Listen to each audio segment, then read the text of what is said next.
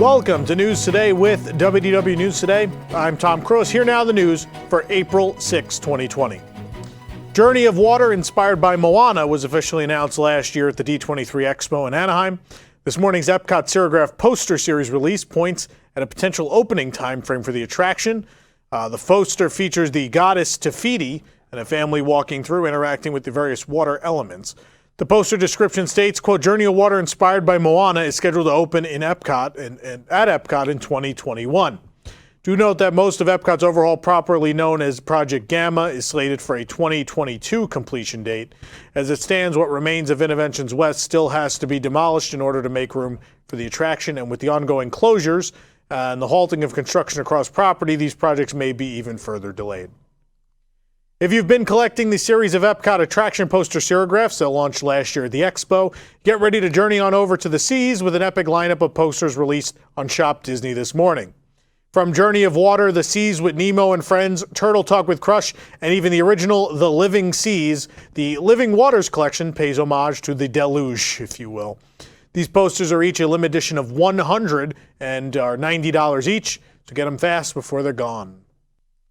With restaurants around Florida forced to close or move to a strictly takeout or delivery due to the pandemic, many have been forced to lay off or furlough much of their staff.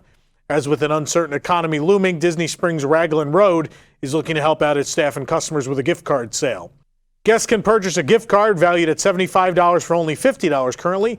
All the money raised from the sale will be donated to the pub and restaurant staff for assistance in these troubling times. The discount is applied automatically on checkout when you choose the $75 amount. The discount applies to up to 4 $75 gift cards. No other gift card amounts are discounted like this at this time. And like all Raglan Road gift cards, the discounted cards will expire after 5 years.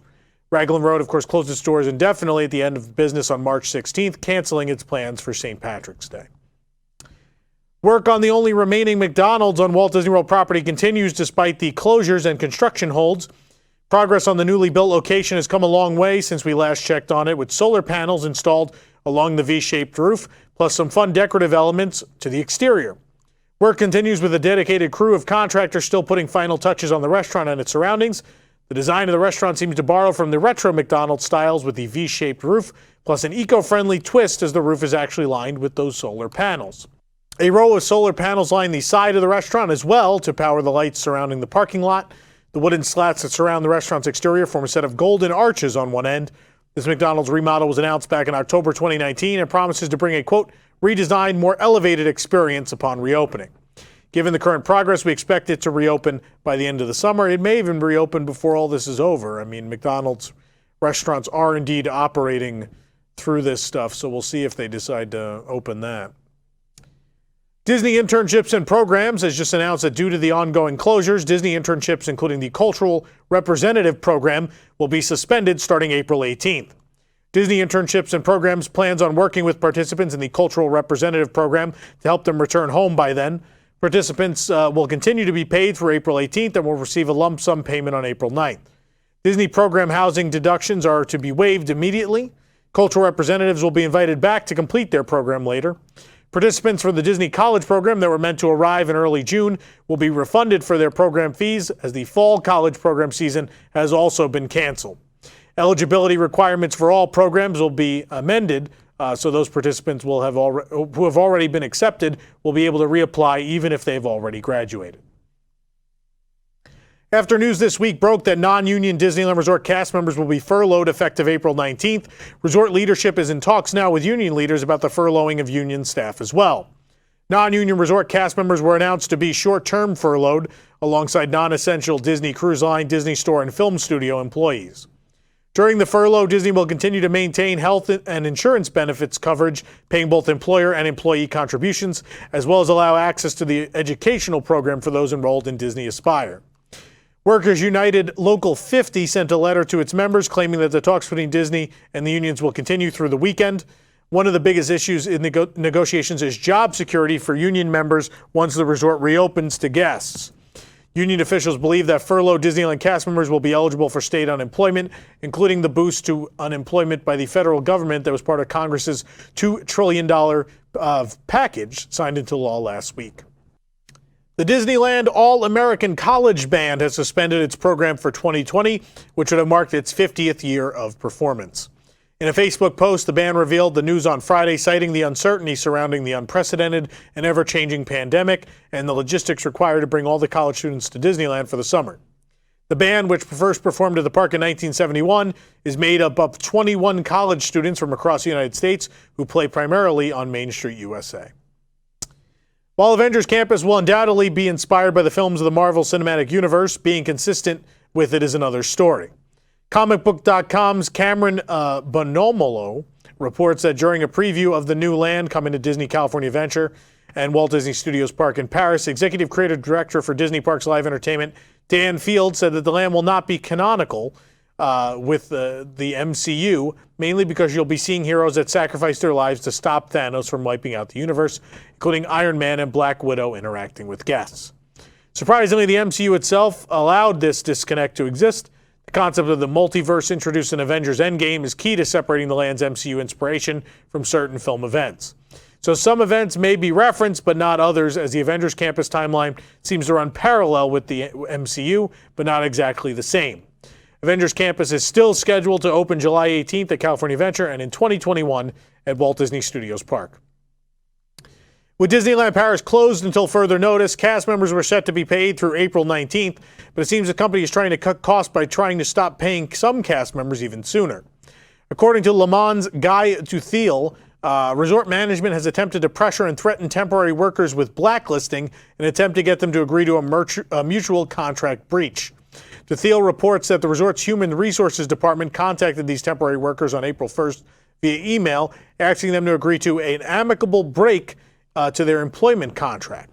The General Confederation of Labor, one of France's largest trade unions, quotes, recommended that we refuse this unilateral break. With a large number of these temporary workers refusing Disney's offers, management could force the agreement through without waiting.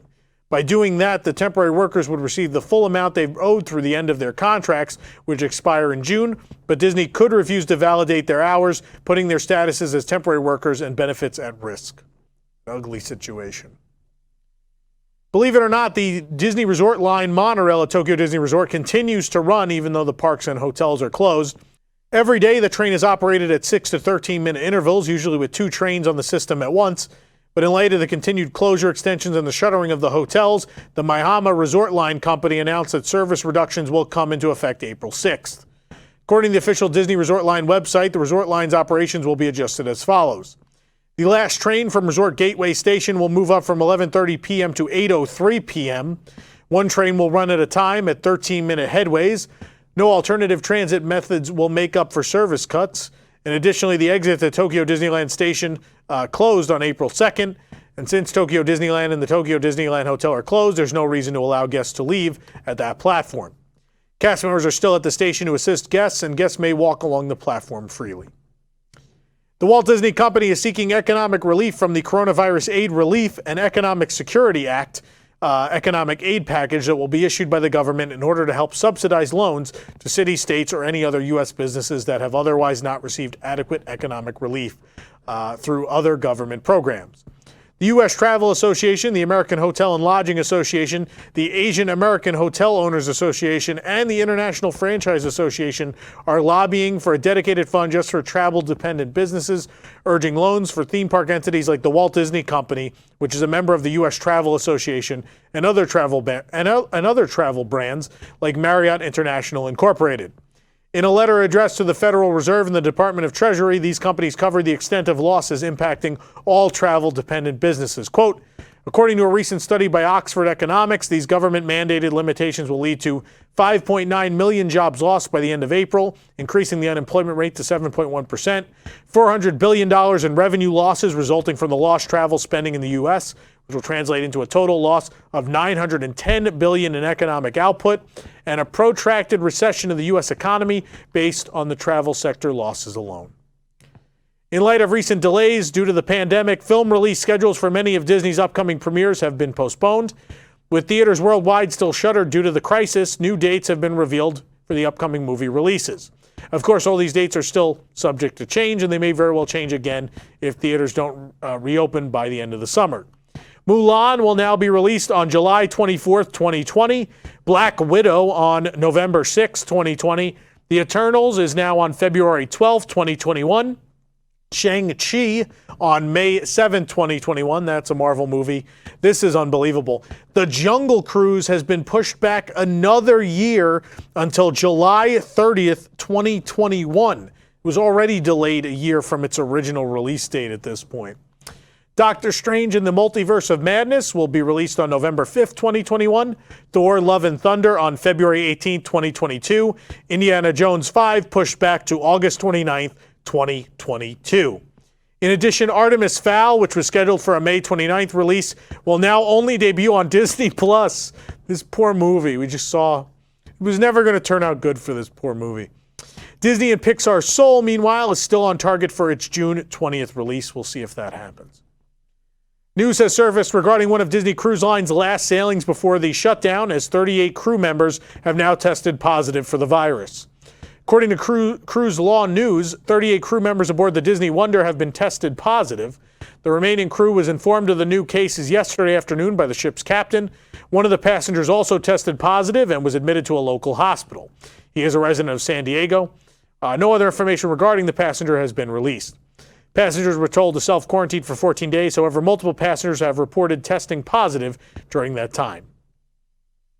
Due to recent regulations issued by the Canadian government not allowing any ship with more than 500 passengers to dock in any Canadian port until July 1st, Disney Cruise Line is now contacting guests booked on those Disney Wonder sailings to inform them of cancellations for Alaskan cruises through the end of June.